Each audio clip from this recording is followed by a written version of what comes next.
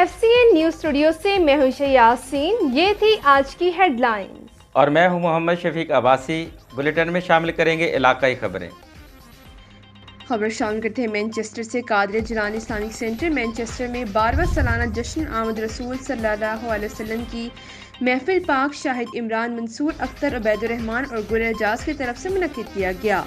میلاد النبی صلی اللہ علیہ وسلم کا آغاز تلاوت قرآن پاک سے حافظ قاری نثار احمد اور نعت سرور کونین کے لیے صاحبزادہ عبدالحمید پیر سید ذوالفقار اور شاہد عمران تارڑ نے آقا دو عالم صلی اللہ علیہ وآلہ وسلم کی بارگاہ میں ہدیہ نعت پیش کی اور خصوصی خطاب حضرت علامہ محمد شبیر سیالوی صاحب کا ہوا. محفل کے آخر میں لذیذ کھانا پیش کیا گیا. آئیں آپ کو لے کر چلتے ہیں بقیہ رپورٹ کی طرف. Farooq Ahmed Cheema, FCN news UK Manchester. جی بالکل، خبر شامل کرتے ہیں مانچسٹر سے. Qadria Jilania Islamic centre Manchester میں 12واں سالانہ جشن آمد رسول صلی اللہ علیہ وآلہ وسلم میلاد پاک جناب محترم شاہد عمران منصور اختر اور محترم عبید کی طرف سے منعقد کیا گیا.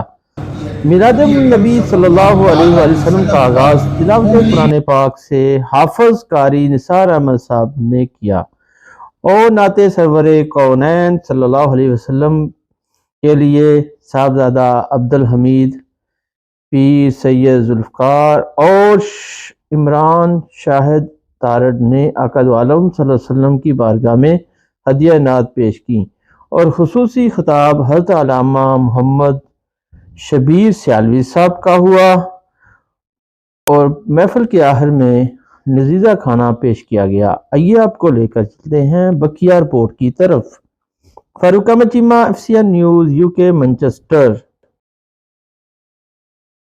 چاند کو شک کرنا، اقتربت الساعہ وانشق القمر. رب ذوالجلال فرماتا ہے کہ قیامت قریب آ چکی ہے اور چاند شک ہو چکا ہے.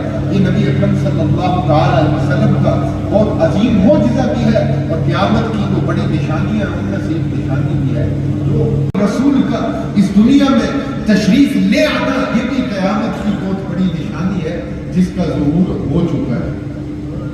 سرکار دو عالم صلی اللہ تعالی علیہ وسلم کا آخری نبی بن کر اس دنیا میں تشریف لانا یہ اس بات کی گواہی دیتا ہے کہ جب آپ کا زمانہ اس دنیا میں اسلام کا جو دور ہے وہ قیامت تک چلے گا اور دونوں کا زمانہ متصل ہے. تو یہ اگر یہ بات ہے تو پھر